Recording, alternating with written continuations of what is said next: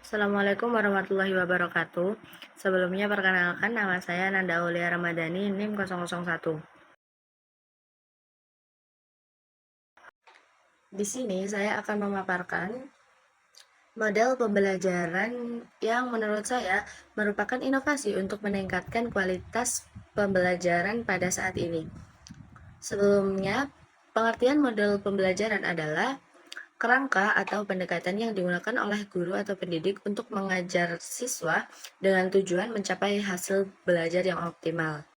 Model pembelajaran yang akan saya paparkan berdasarkan pada jurnal yang saya ambil, yang saya gunakan acuan sebagai model pemaparan model pembelajaran ini.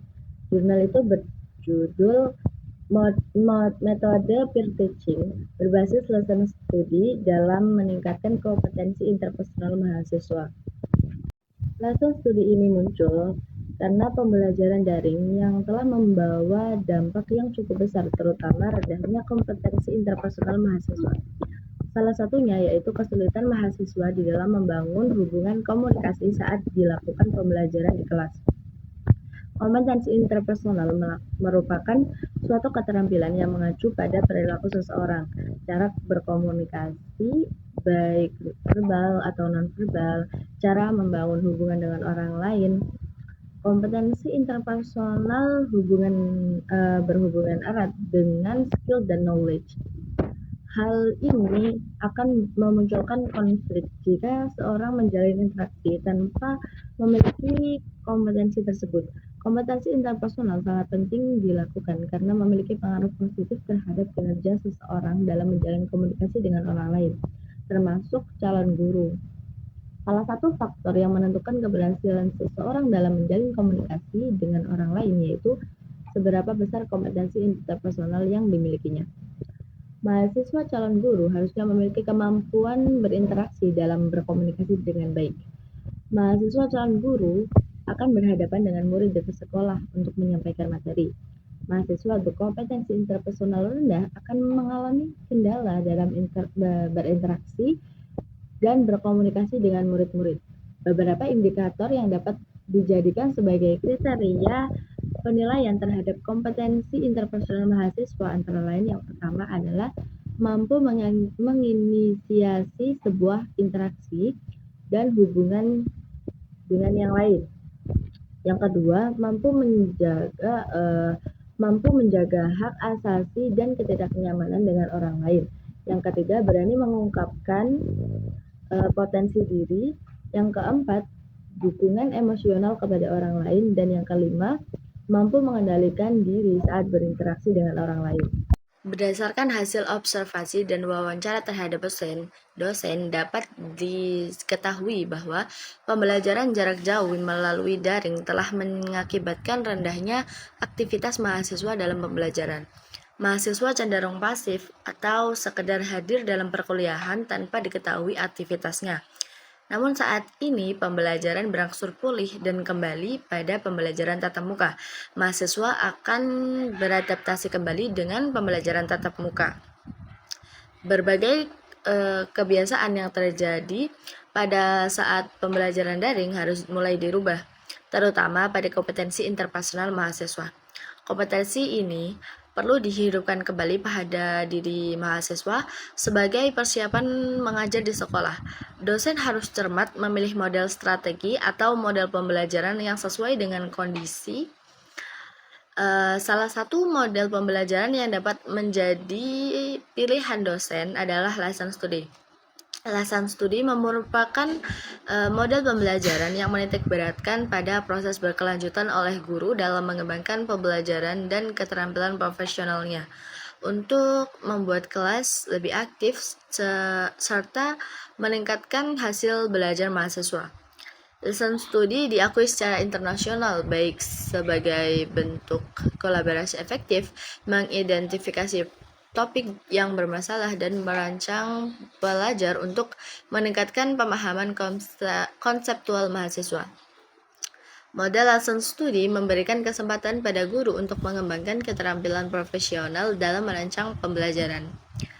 Para peneliti Amerika dan Eropa semakin tertarik dengan sistem pendidikan Singapura, China, Korea Selatan, dan Jepang karena negara-negara tersebut berhasil menerapkan lesson studi untuk meningkatkan kinerja akademik terutama dalam PISA atau Program for International Student dan TIMMS Trend in International Mathematics and Studies Science. Lesson studi merupakan terjemahan literal dari Jungyo Kenkyu, adalah model proses peningkatan pengajaran dalam bahasa Jepang yang terdiri dari 3 langkah. Yang pertama adalah guru merencanakan pembelajaran bersama dan salah satunya mempraktikannya. Yang kedua, guru lain mengamati dan mencatat. Dan yang ketiga adalah mereka semua berkumpul kembali serta merevisi rancangan proses pembelajaran. Lesson studi mempromosikan kolaborasi, membantu guru mengembangkan keterampilan dan merencanakan pembelajaran dengan lebih baik. Dalam model lesson studi, bagian yang diteliti diantaranya adalah indikator dalam membentuk kelompok mahasiswa, terbangunnya komunikasi yang erat antar dosen dan mahasiswa, tercapainya pembelajaran yang berkualitas, dan hasil nilai ujian mahasiswa. Salah satu metode pembelajaran yang dapat diterapkan dalam model lesson studi adalah metode peer listen. Metode peer listen merupakan sebuah strategi pembelajaran dengan menitikberatkan peran aktif mahasiswa di kelas. Metode ini dapat meningkatkan minat dan hasil belajar peserta didik. Serta dapat meningkatkan daya kritik siswa. Metode peer listen dirancang dengan meningkatkan rasa tanggung jawab mahasiswa secara mandiri dan menuntut saling ketergantungan yang positif pada teman satu kelompok. Hal ini dilakukan karena masing-masing kelompok bertanggung jawab untuk menguasai materi pembelajaran yang telah ditentukan dan mengajarkan atau menyampaikan materi kepada kelompok lain. Nah, metode peer listen itu adalah prinsip metode peer listen yaitu memberikan pembelajaran kepada peserta didik untuk mampu mengajarkan atau menyampaikan materi kepada peserta didik yang lain. Melalui pembelajaran aktif, peserta didik akan mendominasi kegiatan belajar mengajar di kelas. Dari berbagai penelitian, metode belajar peer listen dapat meningkatkan prestasi belajar peserta didik melalui kerja kelompok. Melalui peer listen, aktivitas peserta didik selama proses pembelajaran di kelas lebih aktif dan dinamis, serta dalam meningkatkan minat belajar dan kompetensi berpikir kritis peserta didik. Di samping itu, strategi pembelajaran peer listen memiliki beberapa kebermanfaatan. Di antaranya, yang pertama adalah peserta didik lebih aktif dan bertanggung jawab terhadap materi yang dibebankannya untuk dipresentasikan. Yang kedua, mendorong peserta didik untuk lebih giat belajar sehingga mendapatkan hasil yang maksimal. Kemudian yang ketiga, peserta didik akan lebih lama mengingat materi karena hasil dilakukan secara inquiry bukan dari guru.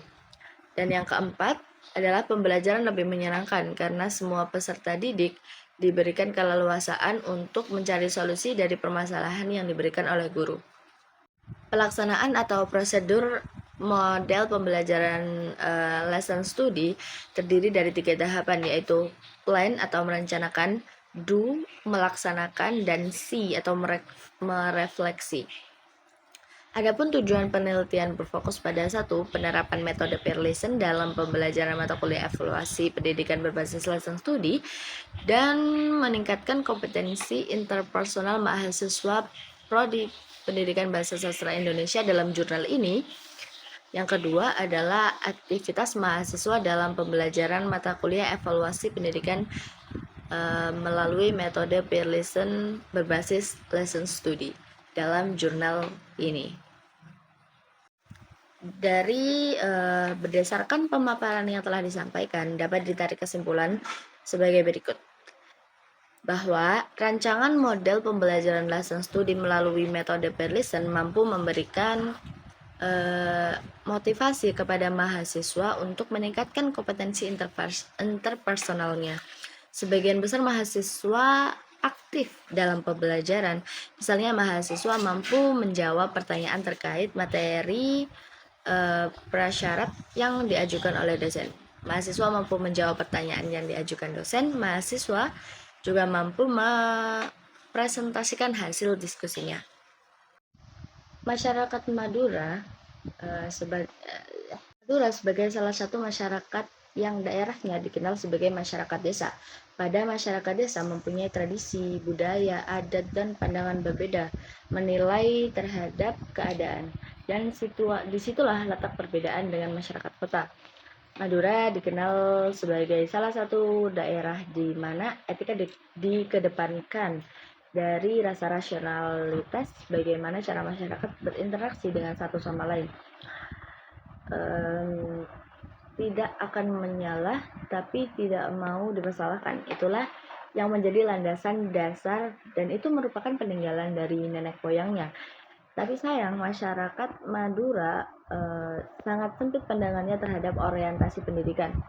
Dan ada pula pandangannya lebih ekstrim daripada di atas adalah berpendidikan sampai perguruan tinggi hanya menghabiskan banyak pengeluaran uang saja karena melihat para sarjana-sarjana pengangguran di sana, sehingga menyimpulkan sedemikian itu.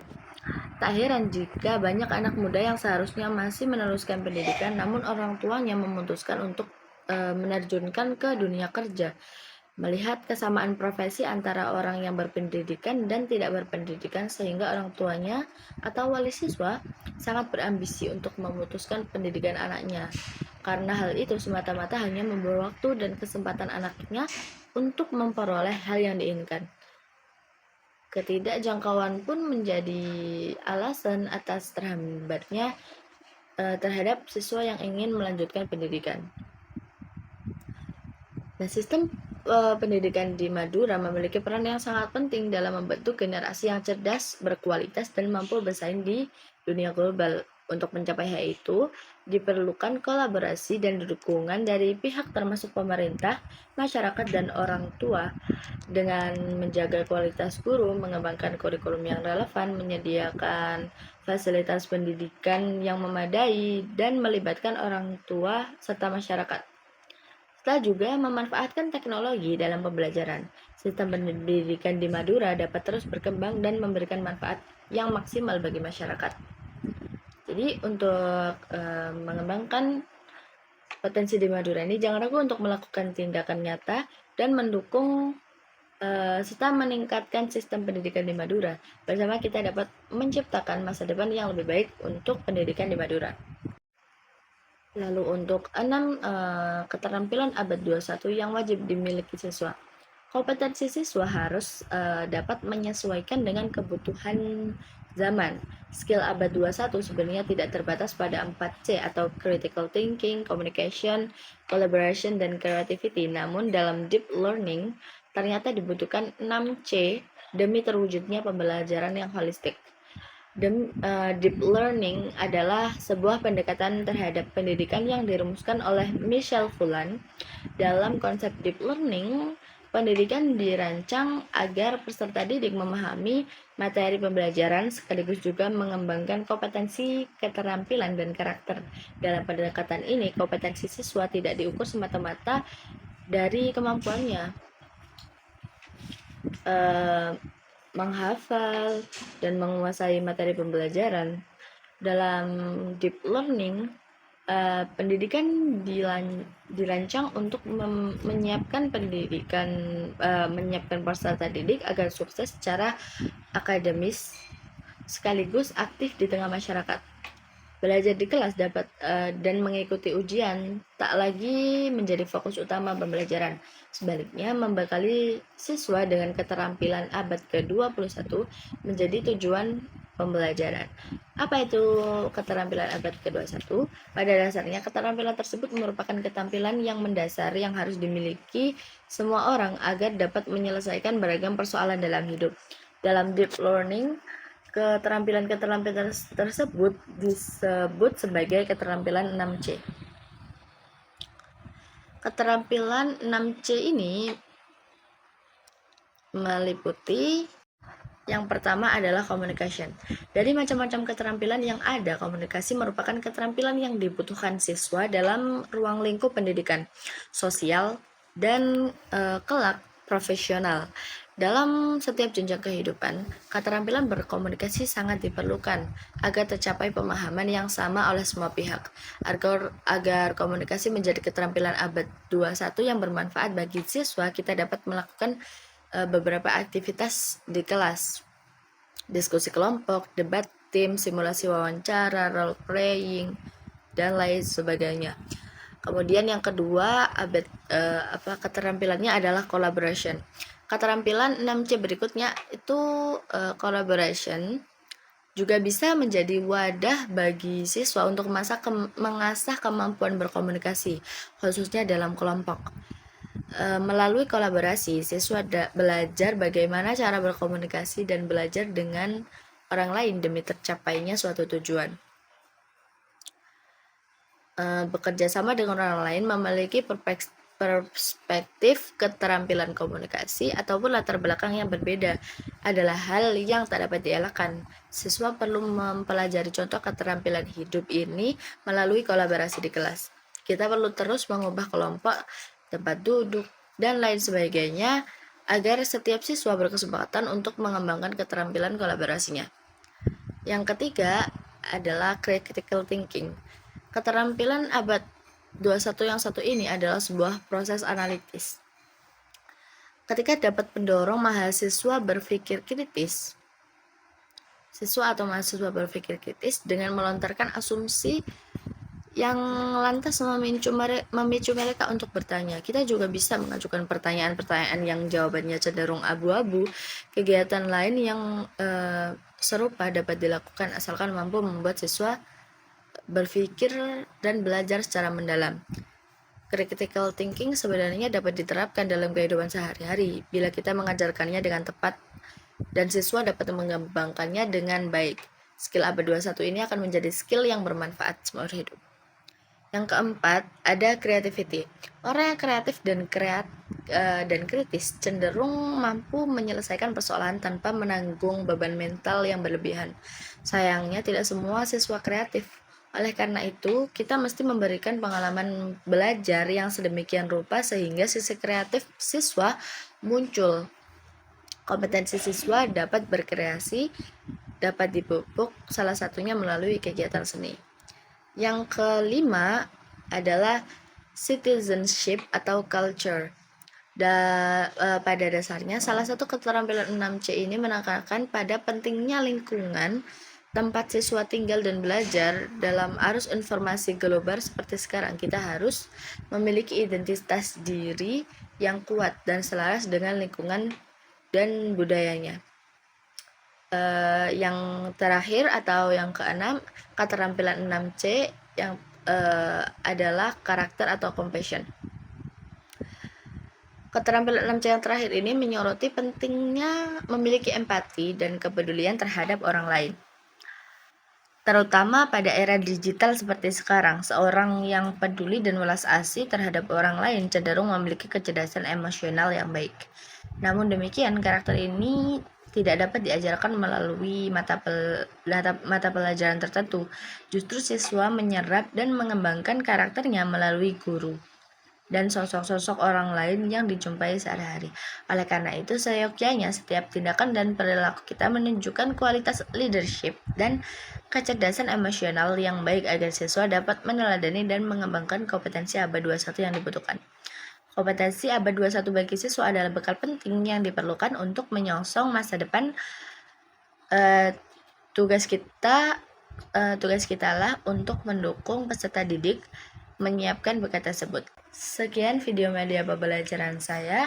Mohon maaf apabila ada salah kata. Wassalamualaikum warahmatullahi wabarakatuh.